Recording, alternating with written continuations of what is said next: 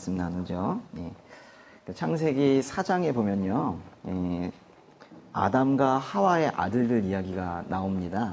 가인과 아벨의 이야기가 있는데요.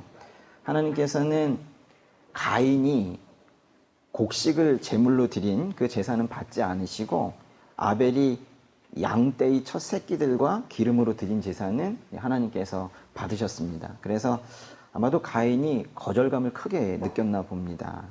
그래서 성경에 보면 가인이 몹시 화가 났다고 그랬어요. 몹시 화가 나서 동생 아벨을 죽였죠. 그래서 가인은 저주를 받는데요.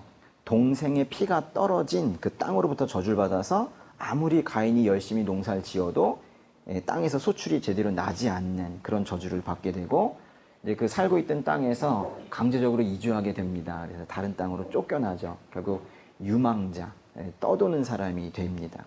그러자 이제 살인자인 이 가인이 이렇게 하나님께 말을 합니다. 창세기 4장 13절 14절인데요. 보십시오. 제 벌이 너무 무거워서 견디기 어렵습니다. 오늘 주께서 저를 이 땅에서 쫓아내셔서 주의 얼굴을 볼 수 없게 됐기 때문에 제가 이 땅에서 도망해 떠도는 사람이 될 것입니다. 저를 만나는 사람들은 모두 저를 죽이려 될 것입니다. 그러니까 동생을 죽인 이 살인자인 가인도 이것만큼은 알았던 것 같아요. 뭘 알았을까요? 이제 여길 떠나게 되면 하나님의 얼굴을 볼 수 없고, 그 얘기는 더 이상 하나님의 보호하심을 받을 수 없고, 그래서 여기저기 떠돌아 다니다 보면 그 떠돌이 생활 중에 외부의 공격이 오면 나는 금방 죽고 말 것이다 라는 그 생각이 현실이 되어서 아주 큰 무게감으로 다가온 거예요. 막상 하나님과 함께 있을 때 몰랐는데 떠나게 되니까 이제 알게 된 거죠. 근데 이제 이 얘기를 들으시고 우리 하나님께서 어떻게 하셨냐면요, 창세기 4장 15절 펴신 분들 한번 같이 읽어볼까요? 여호와께서 그에게 말씀하셨습니다. 그렇지 않을 것이다. 누구든 가인을 죽이는 사람은 7배로 복수를 당할 것이다. 그리고 여호와께서 가인에게 한 표를 주셔서 누구를 만나든 그가 가인을 죽이지 못하게 하셨습니다. 살인자 가인에게 한 표, 이게 어떻게 생긴 표인지는 명확하지 않습니다. 깃발 모양이었는지 신분증 모양이었는지는 모르겠는데요. 그렇지만 분명한 것은 이것이 남에게 보여줄 수 있는, 분명히 눈에 보이는 형태였을 것이고, 그것을 사람들 앞에 보여주면 하나님께서 이 사람을 죽이지 말라고 하시는 거구나 라는 메시지를 알아차릴 수 있는 그런 표였던 것 같습니다. 그러니까 말하자면 살인자 가인을 다른 사람들이 죽이지 못하게 하신 거죠. 용서하신 겁니다. 사람의 죄를 용서한다. 어떤 그 종교에든 신이나 절대자가 인간의 죄를 용서한다. 우리 기독교 말고요, 신 또는 절대자가 인간의 죄를 용서하는 또 다른 종교가 있나요? 일단은 불교는 사람의 죄를 용서합니까?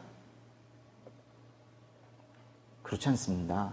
다 인과응보이죠. 이슬람교는 그렇습니까? 이슬람교는 처음에 시작은 기독교랑 비슷해요. 아브라함까지는 똑같습니다. 근데 그 다음에 갈라지게 되는데, 똑같이 아브라함을 알고 있지만 그들이 믿는 신은 많이 왜곡되어 있어요. 용서하시는 신이 아닙니다. 그러니까 용서하시는 신은 전 세계 많은 종교가 있지만은 용서하시는 신은 단 한 분 하나님밖에 없으세요. 그런 이제 하나님을 섬기며 사는 종교가 뭐랑 뭐죠? 유대교와 기독교가 있습니다. 두 개뿐입니다. 그렇지만 이제 또 두 개의 다른 점은 뭐냐면, 유대교도 기독교도 모두 용서하시는 하나님을 믿기는 하지만은, 유대교는 예수 그리스도의 십자가 죽음을 통해서 하나님께서 인간의 죄를 용서하셨다라는 그 방식을 깨닫지 못하고 있는 종교가 바로 유대교입니다. 유대교는 아직도 지금도요, 모세를 통해서 주어진 그 율법, 그 법을 잘 지켜서 구원을 받을 것이라고 여기고 있고, 그렇게 자신의 행위를 통해서 무언가를 해보겠다고 지금도 열심을 그렇게 내고 있죠. 그리고 언젠가 예수님 같은 그런 분이 올 거라고 지금도 기다리고 있습니다. 죄를 용서하는 것, 이것이 결국 죄에서 멀어지게 하는 그 유일한 방법입니다. 왜 그런가? 사람이 그렇게 창조되었어요. 죄를 용서받지 못하고 오히려 이제 그것을 계속 책망받을 때, 너 왜 죄 지었니? 계속 책망받을 때 그 사람은 결코 죄에서 벗어나지 못합니다.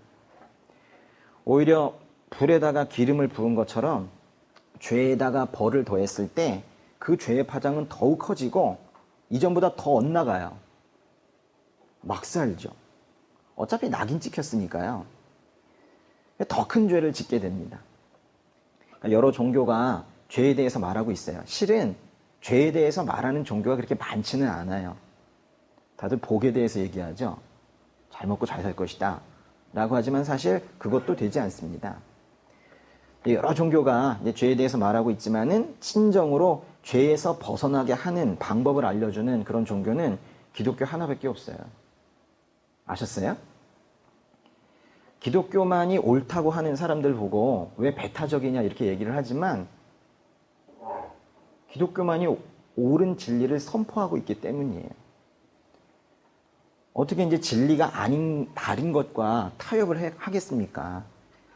그러니까 하나님의 근데 진리를 모르는 사람들이 있죠. 하나님의 진리가 아닌 다른 타 종교나 이단 종교를 따라가는 사람들이나 아니면 그냥 세상에 있는 사람들 있죠.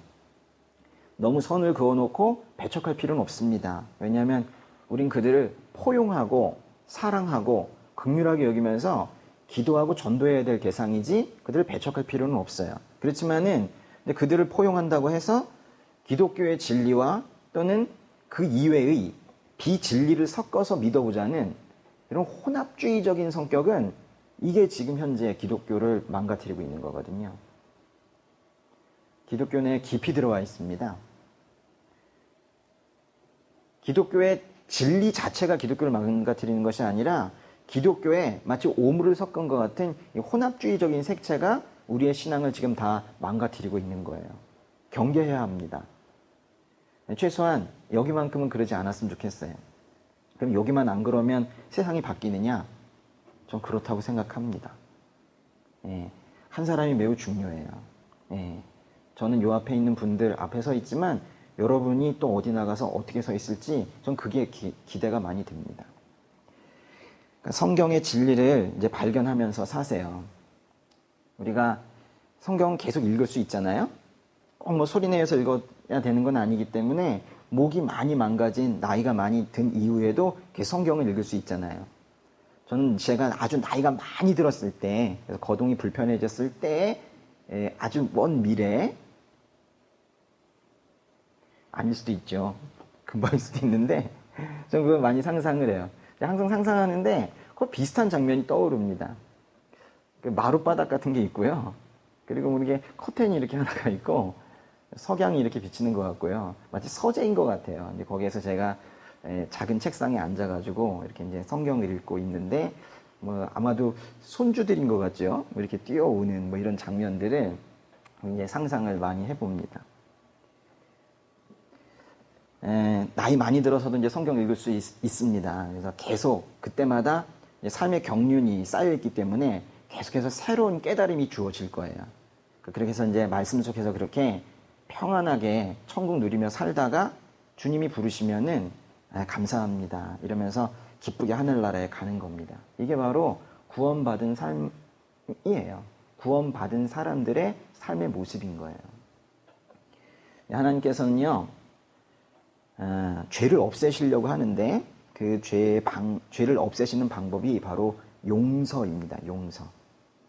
하나님의 이 너무나도 자비로운 방식, 벌하지 않으시고 용서하는 방식, 책망보다는 용서하시는 방식, 그 용서하시는 방식 이외의 다른 모든 방식은 인류가 많이 시도해 봤어요.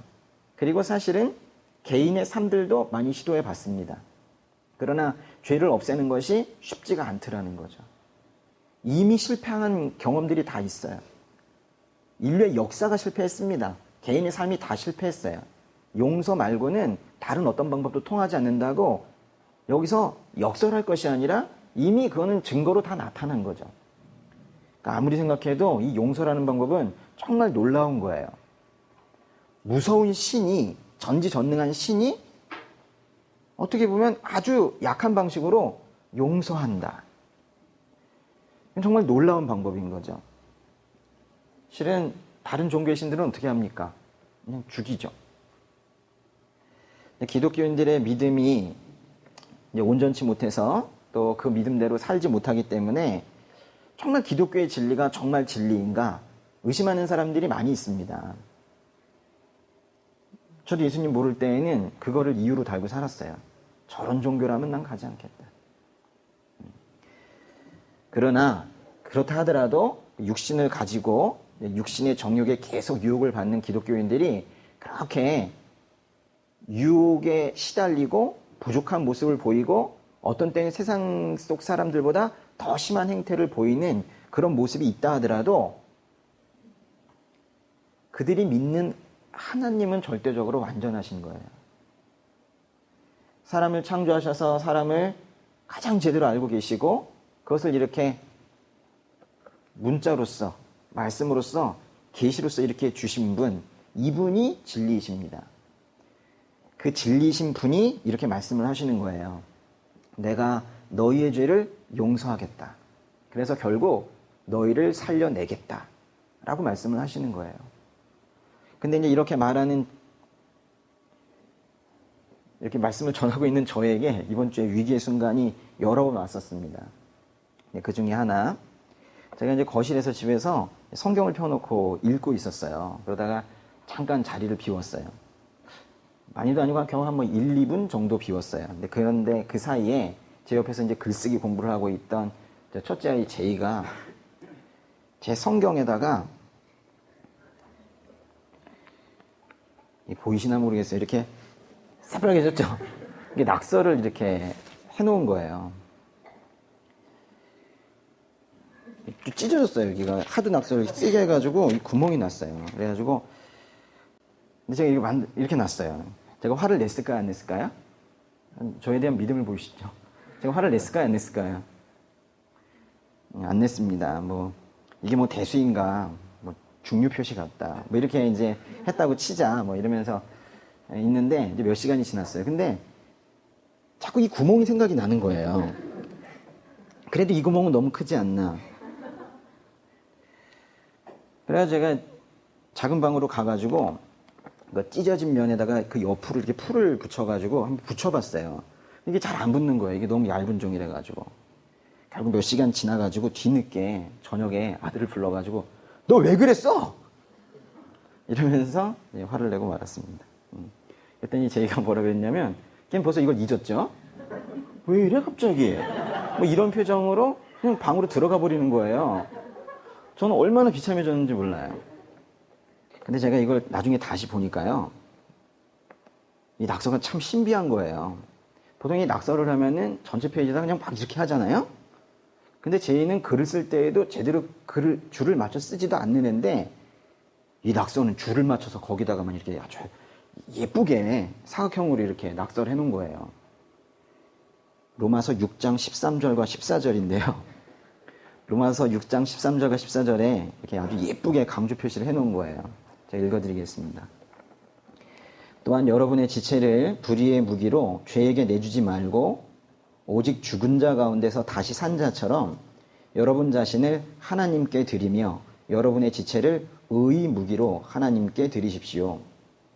죄가 여러분을 지배하지 못할 것인데 여러분이 율법 아래 있지 않고 은혜 아래 있기 때문입니다. 로마서 6장 14절을 다시 한번 읽어드릴게요. 죄가 여러분을 지배하지 못할 것인데 여러분이 율법 아래 있지 않고 은혜 아래 있기 때문입니다. 바로 이겁니다. 우리가 율법 아래에 있으면서 그 율법을 우리의 행위로 지켜보려고 애를 쓰다가 율법을 어겼다고 결국 책망만 당하는 그런 삶을 산다면 우리는 절대로 죄에서 벗어날 수가 없어요. 어떻게 죄에서 벗어날 수 있는가? 예수님 알게 된 이후에 저의 최대의 과제였어요. 어떻게 죄에서 벗어날 수 있는가? 죄 용서하셨다고 하는데 나는 왜 죄악된 생각들이 계속해서 머릿속에 들어오고 하는가? 많은 시간 기도했던 것 같아요. 왜 저는 죄악에서 벗어나지 못합니까? 여러 죄도 아니에요. 한두 가지 비슷한 죄에 계속 넘어지고 있는 저를 보게 되는 거예요. 어떤 때는요, 절대로 여러분 그렇게 하시면 안 되는데, 제가 이 자리에 서야 되기 때문에 그렇다고 제가 변명하고 싶긴 한데, 그래서 하루는 죄의 메커니즘을 알고 싶은 거예요. 어떠한 상태에 있고 어떠한 의식의 흐름이 있을 때, 그리고 어떤 환경이 주어졌을 때 내가 죄에 빠지는가. 그래서 제가 하루는 아주 멍하니 일부러 찬양도 듣지 않고 말씀 제대로 보지 않고 그냥 멍하니 저의 양심을 정지시킨 상태에서 그냥 있어 봤어요. 죄악된 행동들이, 죄악된 마음이 죄악된 행동들이 마구마구 일어납니다. 화가 일어나고요. 너무 간단했어요. 기도하지 않고 말씀 읽지 않고 묵상하지 않으면 죄는 그냥 자연스럽게 짓게 되더라고요. 마치 죄를 짓는 기계처럼. 온 하면 막 죄지러 다니는 기계처럼. 그렇게 되더라고요. 근데 우리는요, 근데 그렇게 죄를 지었다고 해서 너 왜 죄를 지었니? 라고 하는 책망당하는 삶 속에 있지 않다는 걸 제가 오늘 여러분에게 말씀을 드리고 싶은 거예요. 제 말씀이 아니라 그게 성경에서 말하고 있는 거니까요. 우리는 율법 아래에 있는 것이 아니라 은혜 아래에 있습니다. 우리는 무엇 아래에 있어요? 은혜 아래에 있는 거예요. 이것은 우리가, 은혜라는 말은요, 내가 스스로 뭔가 대가를 치르지도 않았는데, 값을 내지도 않았는데 하나님으로부터 값없이 죄를 용서받아서 구원에 이르게 되었다라는 것을 은혜라고 하는 거예요. 우리는 용서가 된 건데 우리가 무슨 값을 치르지도 않았는데 하나님께서 그냥 용서해 주신 거예요. 용서가 왜 필요한가? 성도 여러분, 저희는 진짜로 정말로 용서가 필요합니다. 왜냐하면 죄의 영향력을 근본적으로 뿌리 뽑을 수 있는 거는 용서밖에 없기 때문에 그런 거예요. 만약에 벌 주는 거 있죠? 벌 주면 죄가 만약에 없어진다. 벌 주면 그 사람은 다신 죄 짓지 않을 것이다. 만약에 형벌이 죄의 뿌리를 없앨 수 있었다면 세상에 전과 이범 이상은 없을걸요? 그러니까 용서가 이렇게 중요한 겁니다. 근데 왜 이렇게 중요하냐? 바로 죄의 문제를 다루고 있기 때문인 건데요. 죄를 용서하는 것이기 때문에 그래서 중요한 거예요. 우리는 살면서 반드시 죄에서 멀어져야 합니다. 왜냐하면 죄가 우리 삶에 들어와서 우리와 하나님을 분리시키기 때문에 그런 거예요. 죄는 우리를 하나님을 대적하게 만듭니다. 골로새서에서는 악한 행실, 즉 죄가 우리와 하나님을 단절시켰다고 표현해요. 마음으로 하나님과 원수가 되었다고 말해요. 에베소서에서는 우리의 허물과 죄가 우리를 죽였다고 말해요. 영적으로 죽어서 그거는 하나님을 떠났다는 뜻이거든요. 하나님과 완전히 분리되었다고 말해요. 죄는 이렇게 하나님과 우리를 갈라놓는 겁니다. 그래서 하나님과 우리가 갈라져 있으니 그걸 어떻게든 봉합해 주시려고, 어떻게든 붙여주시려고, 다시 하나님 만나게 해주시려고, 그래서 예수님께서 오셨다는 겁니다. 예수님께서 그렇게 죄를 미워하시는 이유는 하나님과 이 땅에 우리가 갈라져 있기 때문에 그 갈라뜨려 놓은 그 죄를 그래서 그렇게 미워하시는 거예요. 우리 하나님 떠나서 살 수 없어요. 아닌데요. 하나님 없이 사는 사람들 많이 있는데요. 그건 하나님의 일반 은총이 그래도 있어서 그런 거예요. 우리 하나님 믿지 않는다는 사람들에게도 하나님의 은총이 내려집니다. 그래서 땅에서 나무 심으면 이렇게 나고 그 때가 되면 계절 바뀌고 그래서 겨우 먹고 살잖아요. 근데 어떻게 살아요? 4명 중에 1명이 우울증이고 5가정 중에 1가정은 반드시 이혼합니다. 매일 화내죠. 절망하죠. 평강이 어디 있어요? 계속 지옥 속에 살지 않습니까? 성경 말씀대로 살아보겠다고 애쓰고 있어도 그렇게 애쓰고 있는데도 우리 삶은 이 정도 수준인데 그나마도 이 기준마저, 그죠? 이 기준마저 일주일에 한 번도 듣지 못하고 매일 묵상하지 못하고 이 삶의 기준마저 없는 사람들이 그 제멋대로 사는 거, 그거 마치 불 가운데로 맨발로 뛰어가는 거랑 똑같습니다. 위험한 삶인 거예요. 불행한 정도 수준이 아니라 위험한 거예요. 그럼 어떤 게 정상적인 삶이에요? 하나님 품 안에 들어와 있는 거, 그게 정상적인 삶인 거예요. 근데 이제 문제는 우리가 하나님과 분리됐다는 거예요. 뭐 때문에 분리됐다고요? 죄 때문에요. 그러니까 죄의 문제가 반드시 해결이 돼야 되는 거예요.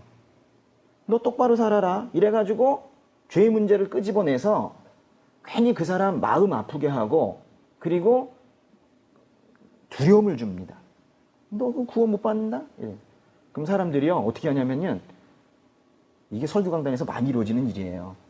죄 짓지 마세요. 지금 죄 짓고 이렇게 사니까 지금 이게 뭡니까? 이래가지고 막 두려움을 주잖아요. 그럼 사람들은 헌금을 내요. 참 신기하죠. 왜냐면 자기가 죄에서 벗어날 가능성이 없으니 잘 안 되거든요. 그리고 왜 안 되냐면 어쨌건 제대로 된 복음을 못 들은 거잖아요. 그건 가짜 복음이거든요. 그러니까 딴 걸로 하지 않으면 안 되는 거예요. 그러니까 행동으로 하는데 그걸 갖다가 이제 헌금이라는 방식으로 하거나 또는 섬김을 하죠. 아주 열심히 땀을 흘리면서 그렇게 몸을 교회에 갖다 바치는 거죠. 그거 자체가 나쁜 것이 아닌데 동기가 중요한 거예요. 동기가. 그렇게 죄의 문제에 대한 대안으로서 헌금을 하거나 또는 섬김을 하거나 이거는 하나님께서 결코 곱게 보지 않으실 거예요. 우리가 겪게 되는 가장 흔한 죄가 두 가지가 있습니다. 많은 죄가 있지만은 제가 보기에는 비방과 음란인 것 같아요. 남을 비방하는 죄 해결해야 됩니다. 비방하는 죄는 왜 해요? 다른 사람 왜 손가락질하고 비방해요? 여러 가지 이유가 있겠지만 그 근본적인 저 뿌리를 찾아가 보면 결국 사랑하지 않는 거거든요. 근데 왜 사랑하지 않냐면 하나님에게서 사랑을 못 받았거든요. 부모님에게서 사랑을 못 받았거든요. 공동체에서 왕따 됐거든요. 그래가지고 사랑이 이 안에 충만하지 않으니까 다른 사람들의 안 좋은 면만 자꾸 보여요. 그래서 사랑을 못 받으니 사랑을 주지 못해서 사랑 주지 못하면 거꾸로 그 사람의 어두운 면만 보게 되는 거예요. 근데 참 희한하게도요. 여러분 혹시나 누군가를 비방했다고 생각해 보세요. 그러면 그 비방한 그 모습이 자기한테 있어요.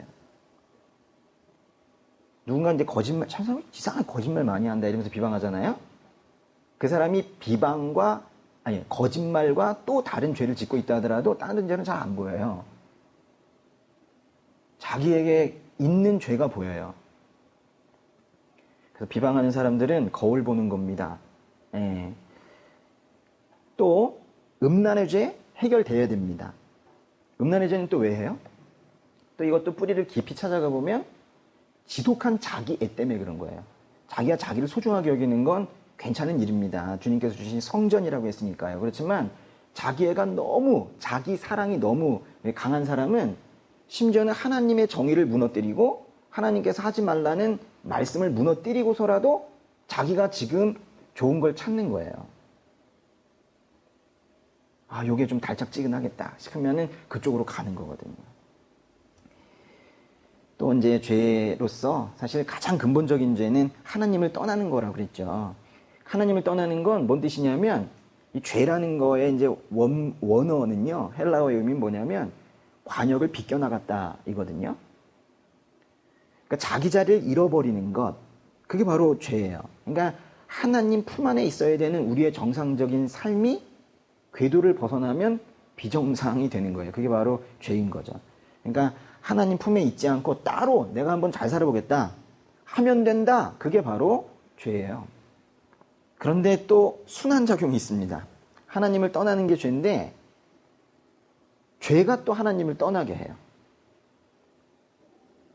그러니까 죄는 마치 지금 저 중동의 이스라엘과 팔레스타인을 갈라놓는 분리장벽 같은 거예요. 죄는 마치 대한민국과 조선민주주의 인민공화국을 갈라놓는 휴전선과 같은 거예요. 그렇게 죄는 인간을 하나님으로부터 완전히 분리시켜 놓습니다. 그래서 죄가 없어져야 되는 거예요. 죄 얘기를 하는 이유가 거기에 있는 겁니다. 근데 이제 그 죄의 뿌리를 근본적으로 없애는 게 뭐라고 그랬어요? 때리고 가두는 처벌이에요? 안 돼요, 그거 가지고. 애들 때렸잖아요. 때린 것만 기억난다니까요. 얼마나 아팠는가. 무엇 때문에 맞았는지 기억 못해요. 또 뭐 욕설하고 깎아내리고 또는 공동체에서 왕따시키고 이런 비방을 하면 없어지느냐? 그렇게 마음 아프게 해도 안 없어져요. 점점 더 왜곡이 되어가죠. 막 나가죠. 그러니까 죄의 뿌리를 근본적으로 없애는 거는 계속 말씀드리지만 뭐예요? 용서예요. 용서. 그러니까 용서는 근데 누가 할 수 있습니까? 여러분, 용서라는 단어가 가장 많이 나오는 성경책이 뭐예요? 성경의 책 중에서 용서를 가장 많이 다루고 있는 게 뭘까?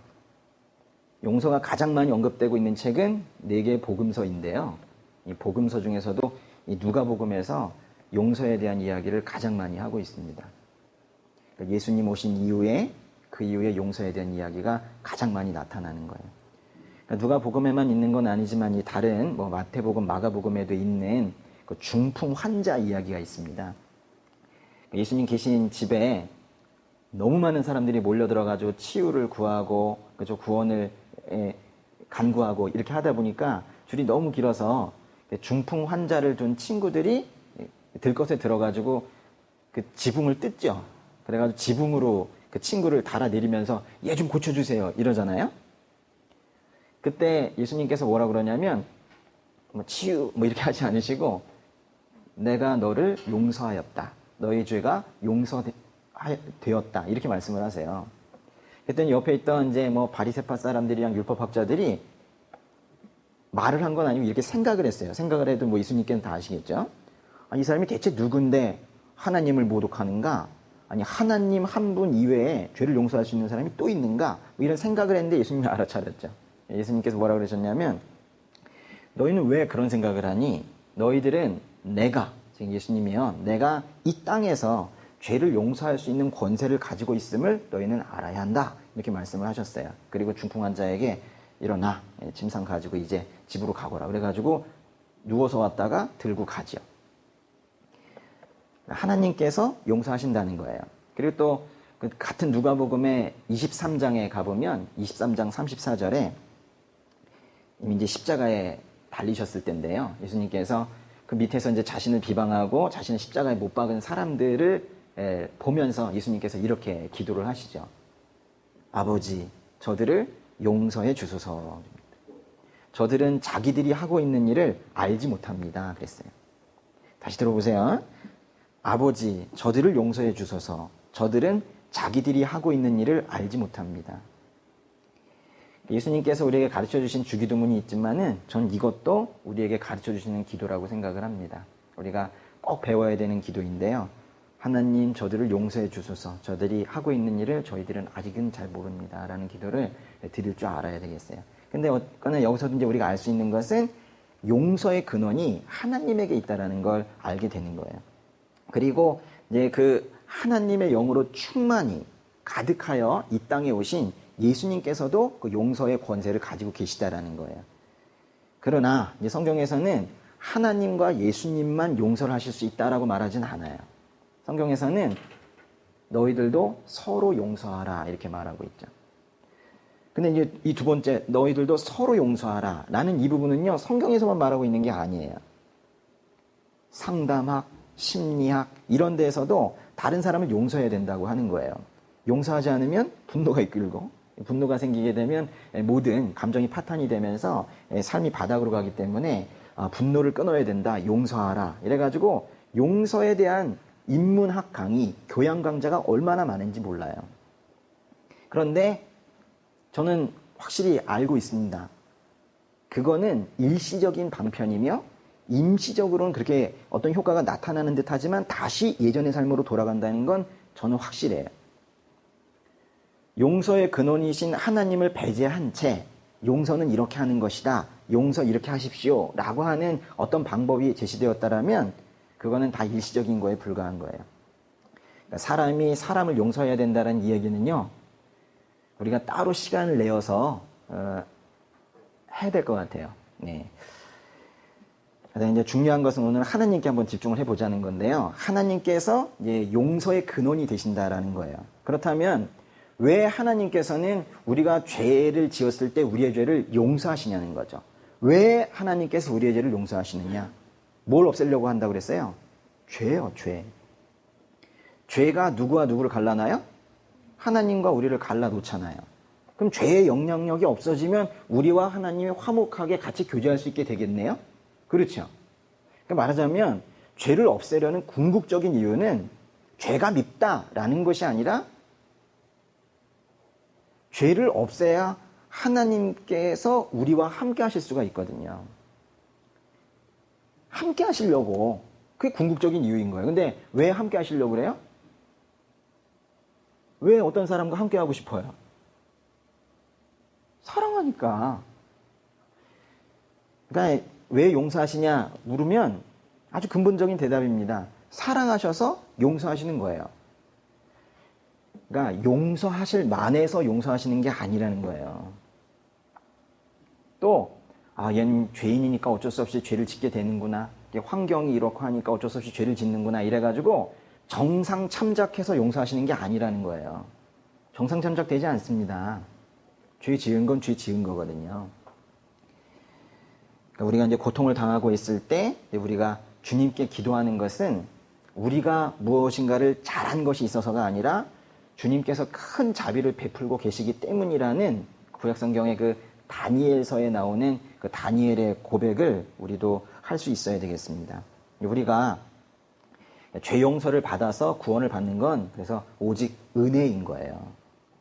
이것은 그러니까 그 구원이라는 것은 저와 여러분의 어떤 행동이나 뭐 이런 거에서 아무리 뭐 우리가 수양을 하고 고운 마음을 가지고 이래서 나온 것이 아니라 이거는 완전한 순수한 하나님의 선물인 거예요.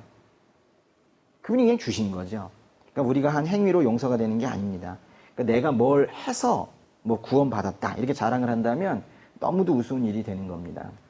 근데 우리가 근데요 죄의 용서를 위해서 만약에 해야 되는 게 하나가 있다면 우리가 죄의 용서를 위해서 유일하게 할 일이 있다면 그거는 죄를 고백하는 거예요.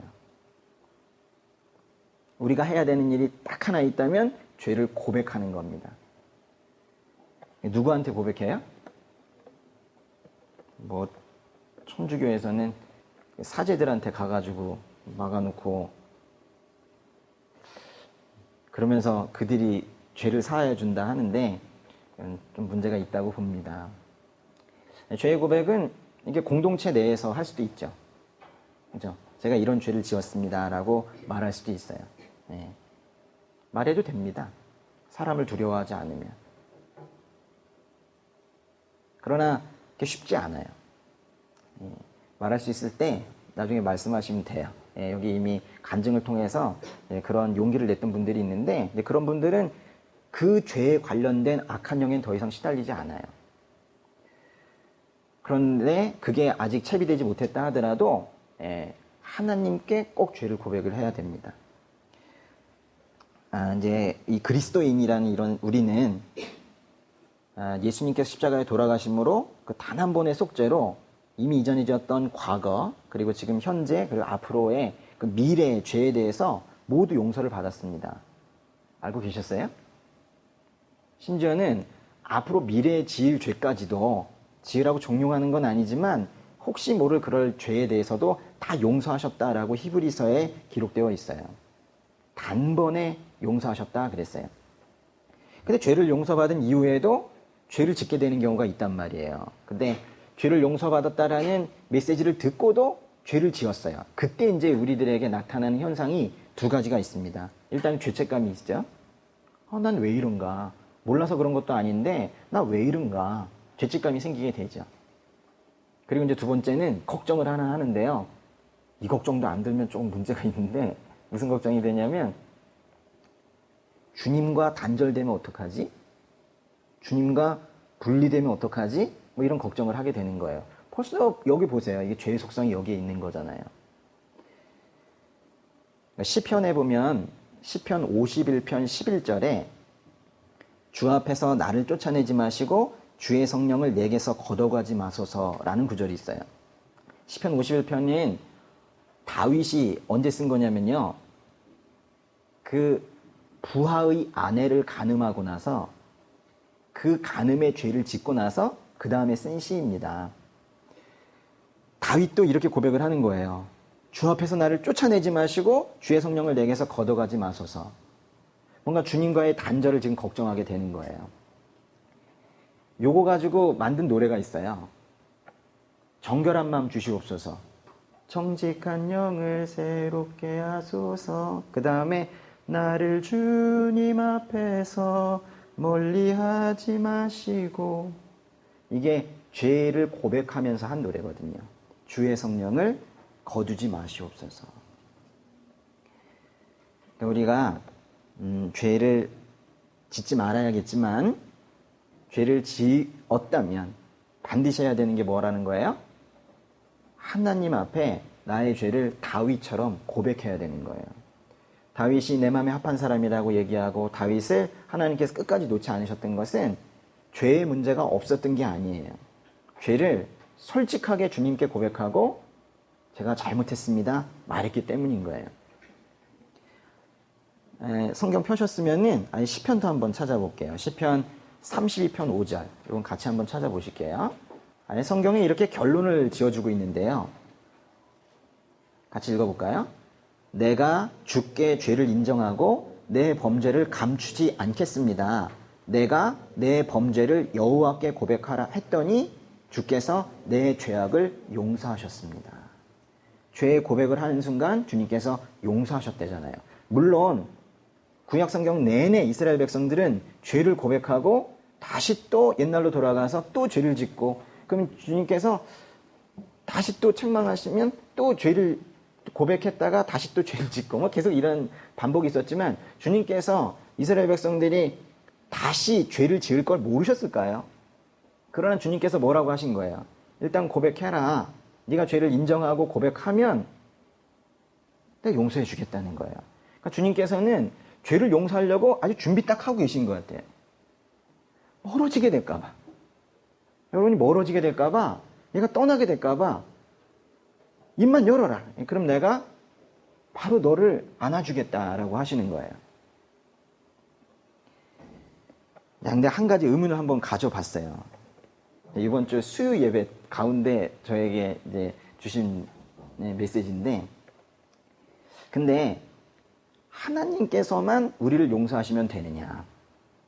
왜냐면 우리가 죄를 지을 때 나 혼자 짓는 죄가 있지만 뭐 마음으로 지었다면 나 혼자에게만 영향력이 있잖아요. 그런데 내가 누군가에게 어떤 가해자로서 죄를 지었다면 상대방이 있잖아요. 피해자가 있죠. 근데 피해자가 나를 용서하지 않았는데 하나님께서 날 용서하시면 그거 용서된 건가? 요걸 다 다루고 있는 영화가 있어요. 옛날에 있었던 이제 밀양이라는 영화가 있습니다.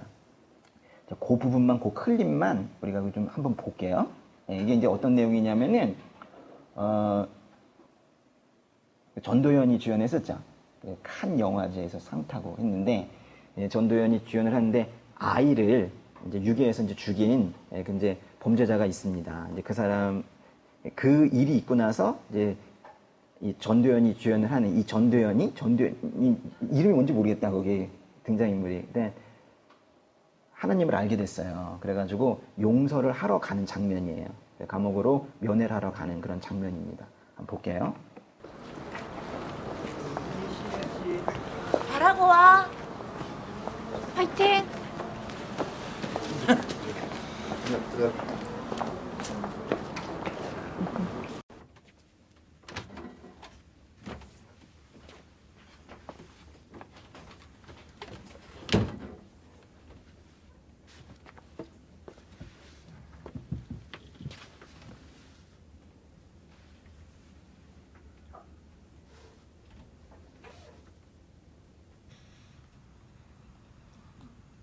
얼굴이 좋네요, 생각보다. 죄송합니다. 아니에요, 건강해야죠. 아무리 큰 죄를 지은 죄인이라도 하나님은 건강을 주시잖아요.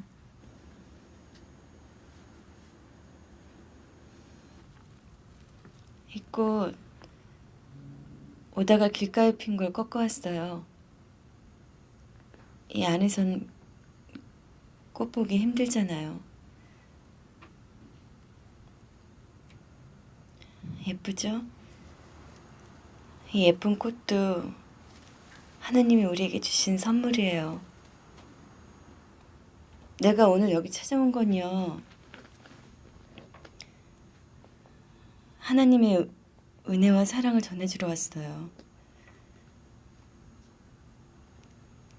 나도 전에는 몰랐어요. 하나님이 계시다는 것도 절대 안 믿었어요. 내 눈에 안 보이니까 안 믿었죠. 그런데 우리 준이 때문에 하나님의 사랑을 알고 비로소 마음의 평화를 얻고 새 생명을 얻었어요. 그분의 사랑과 은혜를 느낄 수 있다는 게 얼마나 감사하고 행복한지 몰라요. 그래서 내가 여기까지 찾아온 거예요. 그분의 사랑을 전하기 위해서요. 고맙습니다. 정말 고맙습니다. 준이 어머니한테 우리 하나님 아버지 이야기를 듣게 되니 참말로 감사합니다. 저도 믿음을 가지게 되었거든요. 요 교도소에 들어온 뒤로 하나님을 가슴에 받아들이게 됐습니다. 하나님이 이 죄 많은 인간한테 찾아와 주신 거지. 그래요? 하나님을 알게 됐다니 다행이네요. 예, 얼마나 감사한 일입니까? 하나님이 이 죄 많은 놈한테 손 내밀어 주시고 그 앞에 엎드리가 지은 죄를 회개하도록 하고 제 죄를 용서해 주셨습니다.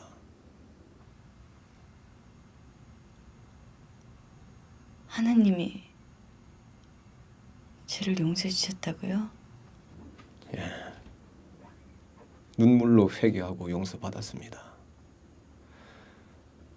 그러고 나서부터 마음의 평화를 얻었습니다. 아침에 일어나자마자 기도하고 하루하루가 얼마나 감사한지 모릅니다. 하나님한테 회개하고 용서받으니 이래 편합니다, 내 마음이. 요새는 기도로 눈 뜨고 기도로 눈 감습니다.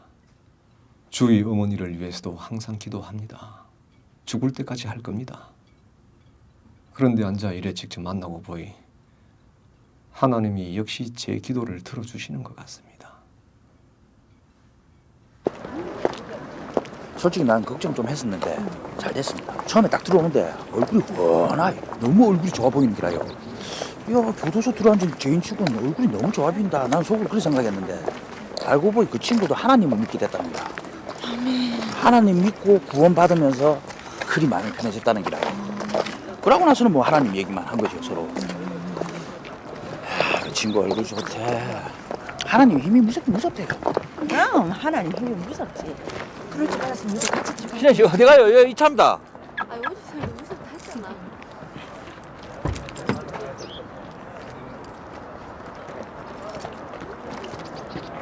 이신혜 씨, 뭐하노? 우리 원장. 유괴범을 만나러 간, 이제 용서하러 간 저 엄마가 자기 용서를 하려고 갔는데 먼저 하나님으로부터 이 죄수가 용서를 받았다고 말을 하는 거예요. 저 죄수를 용서를 해야 될까요?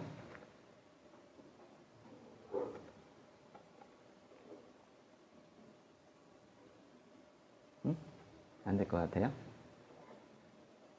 하나님이 용서하셨다는데 왜 여러분이 안 된다고 그래요? 네? 저 장면은요, 전도연이 역할을 한 그 엄마의 입장에서 보면 안 되고요. 저 안에 갇혀있는 죄수의 입장에서 여러분이 이걸 볼 줄 알아야 돼요. 우린 밖에 있지 않고 저 안에 있다니까요. 저기서는 지금 어떻게 이럴 수 있나 이제 싶은 분위기로 이제 가고 있고, 나중에 이제 저 장면 뒤에는 그 전도연이 응? 내가 아직 용서 안 했는데 응? 먼저 용서해 뭐 이러면서 이제 막 오열을 하는 그런 장면이 나와요. 누구나 거기에 다 공감하지만 저는 달리 생각해야 된다고 생각해요. 우리는요, 저 죄수 입장에 생각을 해야 되는 거예요. 우리가 용서를 받았잖아요. 근데 우리가 저 죄수처럼 저 죄수는 지금 어떤 면에서 상당히 뻔뻔해 보이죠. 근데 용서받았다고 당당하게 말하잖아요. 그러니까 우리 더욱더 뻔뻔해 보인다고. 제가 어떻게 저렇게 말을 할 수가 있나? 저건 진짜 믿음도 아닐 거야. 뭐 이런 식으로 이제 우리 생각을 하고 있잖아요. 왜냐하면 우리가 여태까지 살아온 그런 우리의 가치관, 그리고 세상에서 준 가치관, 이런 것들, 그게 바로 이 장면을 이해할 때 전도연 편을 들게 만들어 놓은 거예요. 이게 인간의 양심인 겁니다. 그러나 그래서 우리가 하나님께서 우리의 죄를 완전히 속죄해 주셨다라는 거, 너희 죄를 용서하셨다라고 하는 거를 우리가 사실 받아들이지 못하는 거예요. 제가 이번 주 수요일 예배 때 우리 정준호 전도사가 아주 말씀을 잘 전했어요. 그런데 하고 이제 기도하는 가운데 저에게 떠올려 주신 거예요. 제가 저 안에 있더라고요. 제 안에. 그러면서 나는 완전하게 주님으로부터 십자가 보혈로 깨끗하게 씻음을 받았다라는 걸 내가 믿고 있는가에 대한, 제가 여기서 이 말씀을 전하는 제가 이 근본적인 고민을 하게 된 거예요. 나는 정말로 용서받았다고 내가 믿고 있는가? 그래서 거짓말하면 안 되는 거잖아요. 자, 그런데 해결하지 못한 것들이 몇 개 있다라는 걸 발견했어요. 뭐 있냐면, 제가 이제 스스로 생각했던 뭐 악한 생각들이나 죄악된 생각들, 음란한 것 이런 것들은 제가 용서받았다라는 걸 믿고 있더라고요. 그리고 그런데 저와 관련되어 있는 또 다른 누군가와 관계 속에 생겼던 것들, 심지어는 전 이번에 제 동생의 죽음까지도 떠오르더라고요. 거기에 나에게도 원인이 있지 않았는가 이러면서, 그러면서 제가 그런 부분들, 그래서 상대 쪽에서 나를 용서하지 못한 어떤 것들이 있다면 제가 그 부분은 하나님께서 용서하셨다는 죄의 범위에서 따로 떨어뜨려 놓고 있는 저의 모습을 발견해냈어요. 그러니까 다른 건 다 용서하셔도 그러니까 제가 가해자이고 피해자인 어떤 분들이 저를 용서하지 못했을 때 용서하셨는지 안 했는지 사실 확인도 못하죠. 뭐 얘기를 해야 아는 거니까. 근데 그런 부분들에 대해서는 내가 용서받았다는 생각을 안 하고 있었구나 라는 생각을 하게 된 거예요. 그러니까 이게 바로 기독교의 신비인데요. 정말 어떻게 그럴 수 있는가 싶은데, 그런데 하나님께서 용서하셨다는 거예요. 이번 주에 저에게 그 마음의 울림으로 저에게 주시는 이 깨달음이 저를 얼마나 뒤흔들어 놓았는지 몰라요. 저의 신앙생활에 전체 기반을 흔들어 놓을 정도로 저에게 큰 그런 울림을 준 그런 메시지였습니다. 아니다, 나도 용서했다 라고 하는데, 잠깐만요, 제가 그거는 아닌 것 같습니다 라고 하는 부분들이 계속 있었다는 거예요. 용서된 죄는 그리스도께서 십자가로 이미 가져가셨습니다. 거기서 완전히 값을 지불하셨기 때문에 다시는 우리를 정죄할 수 없어요. 자신의 죄를 들고 하나님께 나아가서 예수 그리스도를 통한 그 구원을 부르짖는 자들을 하나님께서는 너는 의롭다 이렇게 선언을 하신 거예요. 이 죄의 용서의 확신을 여러분이 꼭 오늘 이 시간부터 차곡차곡 쌓아가셨으면 좋겠습니다. 예. 그리고 바로 이 시간에 성령님께서 그 깨달음을 주셔가지고 죄 용서의 확신을 완전한 죄 용서가 되었다는 것을 여러분이 알게 되셨으면 좋겠어요. 믿음이라는 거 사실 저 말 받아들인다, 저거 알게 되었다, 내가 받아들인다 하면 그게 믿음이 되는 거거든요. 거짓 없이 제가 오직 성경에서의 깨달음으로만, 하나님께서 기도 중에 주신 고운 마음으로만 제가 그분께 충성하는 마음으로 여러분에게 선언하는 거예요. 죄 용서는 완전한 것이지 그 중에서 뭐 20몇 가지는 용서하시고 3가지는 안 하시고 이런 건 없습니다. 근데 또 이렇게 고민하다 보니까 또 하나의 문제가 있어요. 뭐 있냐면, 그럼 죄 지은 것을 용서하시는데요, 하나님께서. 그럼 벌을 안 주셔도 되는가? 지금 망나니처럼 뛰어놀고 있는 이 죄인들이 벌을 또 절대 안 주면 또 어떻게 하겠어요? 근데 하나님께서는 죄를 벌하십니까? 그러니까 용서와 벌, 이게 참 어려운 관계인데요. 좀 전에 우리 시편 51편은 다윗이 부하의 아내 밧세바를 간음하고 난 이후에, 그리고 그 죄의 흔적을 없애려고 또 그 부하를 죽입니다, 결국. 그래서 간음과 살인을 저지른 이후에 자기 죄를 고백을 하면서, 제가 저의 죄를 어떻게 처리할 수 없습니다. 주님, 제가 죄를 고백하니 저를 용서해 주시옵소서. 저를 깨끗하게 정결케 하여 주시옵소서. 이러면서 이제 쓴 시가 바로 시편 51편인데, 그 부하를 죽인 다음에 괴로워하고 있는데 하나님께서 예언자 선지자를 한 명을 보냈어요. 나단이라는 사람을 보냈어요. 그랬더니 다윗이 이렇게 고백을 합니다. 내가 하나님께 죄를 지었습니다. 그러니까 다윗은 이걸 잘 알고 있는 거예요. 모든 죄는 하나님께 짓는 것이라는 걸 알고 있는 거예요. 그랬더니 나단이 이렇게 대답을 했습니다. 하나님께서 왕의, 즉 다윗의 죄를 용서해 주셨으니 당신은 절대로 죽지 않으실 겁니다. 그래서 용서해 주셨다는 거예요. 근데 그러나 이 일로 인해서, 그 죄로 인해서 왕이 하나님의 원수들에게 하나님을 모독할 거리를 주었습니다. 다윗을 하나님께서 용서하셨지만은 하나님 믿는 사람이 뭐 저래. 그래가지고 하나님을 모독할 거리를 주었다는 거예요. 그걸 다윗이 모독할 거리를 만들어냈다는 거예요. 그래서 이제 벌을 주신다는 거예요. 그래서 다윗이 낳은 아이는 죽을 겁니다 라고 얘기를 해요. 그래서 그게 부하의 아내 밧세바가 간음을 하고 나서요, 그 간음하고 애가 생겼거든요. 그리고 나서 이제 계속 기도를 합니다. 그래도 죽이지 말아 주세요. 그래서 이제 다윗이 기도를 합니다. 그런데 7일째 되는 날 아이가 결국 죽어요. 그러니까 보세요. 하나님께서는 다윗의 죄를 용서하셨지만 처벌을 또 하시네요. 그렇죠? 처벌을 하시는 게 용서하시는 거예요? 그럼 잘 생각해 보세요. 죄를 용서하신다면 벌을 안 하셔야 되는 거 아닙니까? 그러니까 중요한 것은, 여기서 이게 정말 중요한 거예요. 중요한 것은 다윗은 예수님을 예표하는, 모델로 하는 그런 인물로 우리 성경에 등장을 하지만, 어쨌거나 사람이고요. 다윗은 예수님께서 이 땅에 오시기 전에 살았던 사람이라는 걸 여러분이 꼭 아셔야 되는 거예요. 하나님께서는 죄를 고백하면 죄를 용서해 주십니다. 그러나 처벌은 별개의 문제예요. 잘 들으세요. 예수님 이전에는 죄를 용서해 주십니다. 그리고 벌도 주셨어요. 근데 예수님 오신 이후에는 죄를 용서해 주십니다. 그런데 벌을 면제해 주셨어요. 벌을 예수님께서 받으셨으니까요. 이게 예수님이 오시기 전과 후에 엄청난 변화인 거예요.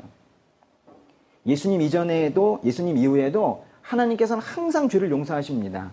그러나 죄를 용서하시고 처벌을 극하게 하시는 거, 그게 예수님 오신 이후에 끝났다는 거예요. 처벌을 해도 바뀌지 않는 걸 봤거든요. 처벌을 해도 계속해서 하나님을 떠난 이스라엘 백성을 보면서 하나님께서 이스라엘 백성을 뭐라고 그랬냐면 나의 아들 그랬거든요. 아들이 계속 떠나는 모습을 본 거예요. 진짜 아들을 보내신 겁니다. 그래서 그 아들을 통해서 대신 죄값을 치르게 하고, 이제 너희들의 벌은 대신 예수가 지고 갔으니 너희들을 용서해 주겠다. 그렇게 말씀을 하신 거예요. 이 엄청난 이 하나님의 자비가, 이 자비로우심이 받아들여지세요? 그러니까 우리는 끝까지 양심이 있단 말이에요. 그래가지고 그래도 뭐 제가 조금 혼나야 될 것 같습니다. 이런 생각을 하는 사람들이 있죠. 그러니까 기독교가 신비라는 게 여기에 있는 거예요. 도저히 감당해내기 어려운 이 크신 자비가, 근데 이게 진리란 말이에요. 아까 그 죄수 있죠? 우리가 비난했던 그 죄수, 어떻게 유괴범이 응? 하나님께서 용서하셨다고 하면서 저도 이제 기도하고 있습니다. 이렇게 말할 수 있는가? 근데 용서하셨다니까요. 저 죄수의 믿음이 온전한 거예요. 제가요, 계속 그렇게 살아왔더라고요. 밖에 있는 전도연처럼 그렇게 살아왔더라고요. 근데 저는 저 죄수의 믿음이 너무 부러웠어요. 저 장면을 보면서. 딴 사람들이 뻔뻔하다 싶을 정도로 저는 여러분이 그런 죄의 용서의 확신을 가지셨으면 좋겠어요. 제가 왜 이렇게까지 말씀을 드려요? 그래야 죄에서 벗어나요. 그래서 죄에서 벗어나요. 그래야 하나님 제대로 만날 수 있거든요. 오늘 말씀 그 주보에 있는 거 한번 보세요. 5절부터 쭉 한번 읽기만 해도 이해가 되는 이제 그런 구절인데요. 같이 한번 읽으면서 제가 조금 설명드릴게요. 요한 1서 1장 5절부터 2장 1절까지인데요. 1장 5절. 우리가 그리스도에게서 듣고 여러분에게 전하는 소식은 이것입니다. 제가 지금 드리는 소식도 이거죠. 복음입니다. 곧 하나님은 빛이시니 하나님 안에는 어둠이 전혀 없습니다. 만일 우리가 하나님과 사귐이 있다고 하면서 교제를 한다고 하면서 이거는 이제 하나님과 함께 한다는 뜻이에요. 빛 가운데 있다고 하면서 우리 그렇게 얘기하잖아요. 나 이제 교회 다니게 됐어. 하나님 알게 됐어. 또는 이제 모태신앙이었던 분들은 나 이제 제대로 알게 되었어. 이러면서 말은 하지만 여전히 어둠 가운데 행한다면 우리는 거짓말하는 것이며 진리를 따라 사는 게 아니래요. 근데 여기서 여전히 어둠 가운데 행한다면 이라는 게 계속 뭐 죄를 짓고 산다 이런 것이 아니라 어둠은 어디에 있는 거냐면 빛이 없는 곳에 어둠이 있죠. 그러니까 하나님과 거리가 멀게 살고 있다면 그건 진리를 따라 사는 게 아니라는 거예요. 7절에 그러나 하나님께서 빛 가운데 계신 것처럼 우리가 빛 가운데 행하면 여기 자꾸 이게 번역을 행하면 이래가지고 뭔가 선행을 행하는 것처럼 되어 있지만 그런 뜻이 아니에요. 좀 어렵지만 이 행한다라는 그 헬라어는 그 페리파테오라는 단어를 쓰는데 이건 걸어간다 뭐 이런 뜻이에요. 살아간다 이런 뜻입니다. 그러니까 빛 가운데 행하면 이거는 뭔가 행위를 한다는 것이 아니라 하나님 안에 살고 있으면 우리에게는 서로 사귐이 있고 하나님의 아들 예수의 피가 우리를 모든 죄에서 깨끗하게 해주십니다. 성경에 있는 진리를 잘 받아들이고 하나님 안에 있게 되는 자에게 더 쉽게 말하면 여태까지 읽은 것들은 예수 믿으면 이런 뜻이에요. 예수 믿으면 맨 끝에 어떻게 된대요? 예수의 피가 우리를 모든 죄에서 깨끗하게 해주신대잖아요. 무슨 죄요? 모든 죄요. 모든 죄. 그러니까 어떤 죄는 용서하고 안 하고가 없다는 거예요. 8절에 근데 만일 우리가 이제 주의할 게 있다는 거예요. 근데 저는 죄가 없는데요? 이러면서 우리가 죄가 없다고 말한다면 그거는 우리는 자신을 속이는 것이며 진리가 우리 안에 없다는 거죠. 9절에 그러나 만일 우리가 우리의 죄를 자백하면 이것이 우리가 해야 될 유일한 것이라고 그랬죠. 자백을 하면 하나님은 신실하고 의로우신 분이므로 우리 죄를 용서하시고 모든 불의에서 우리를 깨끗하게 해주실 것입니다. 이 9절이 제일 중요한 부분이에요. 9절. 다른 거 몰라도 이 9절을 외우다시피 했으면 좋겠습니다. 마음에 집어넣으세요. 우리의 죄를 자백하기만 하면 보세요. 여기 자백하고 너희가 또 어떤 선행을 하면 이랬어요? 그렇지 않으시다니까요. 심지어 자백하고 그 다음날 다시 죄의 구덩이로 빠져드는 우리 모습이 예상이 될지라도 주님은 일단 용서하신다는 거예요. 왜? 용서하셔야 죄에서 차츰차츰 멀어지는 여러분을 보게 되기 때문인 거예요. 하룻밤에 죄가 떠나가질 않아요. 하나님께서는 그래서 몇 번을 용서하시냐? 계속 용서하십니다. 제자들이 물었어요. 예수님한테. 제가 몇 번 용서해야 됩니까? 베드로가 물었단 말이에요. 그랬더니 이제 베드로가 이렇게 물었어요. 7번 용서할까요? 그랬더니 70번씩 7번 해라. 7번 70개. 7절은 490번입니까? 그래도 용서를 하라. 계속 용서를 하라는 거예요. 근데 그게 어떻게든 다 용서를 하시겠다는 건데 중요한 것은 우리가 죄를 자백하기만 하면 그렇게 계속 용서를 하시겠다는 거예요. 근데 그게요 점점 바뀌어요. 우리가 죄에서 벗어나지 못하는 건 용서를 받지 못해서 안 바뀌는 거예요. 근데 용서를 하셨다니까? 그걸 이제 받아들여야 될 때가 된 겁니다. 그 9절 계속 보세요. 다시. 만일 우리가 우리의 죄를 자백하면 하나님은 신실하고 의로우신 분이므로 우리 죄를 용서하시고 모든 불의에서 우리를 깨끗하게 해주실 것입니다. 10절에 만일 우리가 죄를 짓지 않았다고 말한다면 비슷한 얘기네요. 우리는 하나님을 거짓말쟁이로 만드는 것이며 하나님의 말씀이 우리 안에 있지 않습니다. 2장 1절 내 자녀들이여 내가 이 편지를 여러분에게 쓰는 것은 여러분이 어떻게 하도록? 보세요. 이게 지금 죄 짓지 않도록 하려는 거라는 거잖아요. 죄를 짓지 않도록 하려는 것이다. 죄 지으면 하나님에게서 떨어져 나가니까 좀 옆에 있으라고 하는 거라는 거잖아요. 그러나 만일 누가 죄를 짓더라도 아버지 앞에서 변호해 주시는 분이 계시는데 그분이 누구래요? 그분이 곧 의로우신 예수 그리스도이십니다. 예수님 계속 입에 달고 살지만 예수님께서 도대체 왜 이 땅에 오셨는지 그거를 좀 명확하게 알고 그렇게 살았으면 좋겠어요. 죄 용서에 확신을 가지시기 바랍니다. 왜냐하면 그게 주님이 바라시는 거기 때문에 그런 거예요. 받아들여지세요? 여러분이 받아들이시든 안 들이시든 그게 하나님께서 하신다고 하는 거예요. 우린 중요한 것이 어떤 말씀을 듣고 내 마음의 동요 그게 아닙니다. 하나님께서 선포하신 진리가 무엇인가 그게 중요한 거예요. 여러분은 이제 여러분이 아무리 빠져나가려고 노력해도 하나님 안에서 빠져나갈 수 없어요. 하나님께서 꼭 붙드셨기 때문에 이 자리에 있는 겁니다. 그래서 사실은 이렇게 얘기하지만 저는 안전하게 생각을 하고 있어요. 걱정 안 하셔도 됩니다. 여러분 이제 결코 하나님 떠날 수 없어요. 이제 하나님 떠날 수 없이 그건 세상에서 이것만큼 큰 복이 없는 겁니다. 그런데 하나님 안에 있으면서도 죄책감에 빠져서 허우적거리고 살지 마시고 하나님께서 용서하셨다고 선포하시면 이 땅의 창조주가 그렇게 말씀하셨으면 여러분 만드신 분이 그렇게 말씀하셨으면 그렇게 그냥 받아들이시면 되는 거예요. 그분의 권위를 성경의 권위를 인정하시고 그래 받아들이시면 되는 거예요. 아 내가 어떻게 저 같은 게 뭐 딴 사람들이 저를 어떻게 그런 생각하지 말란 말이에요. 중요한 건 하나님의 말씀인 거예요. 여러분은 용서되셨습니다.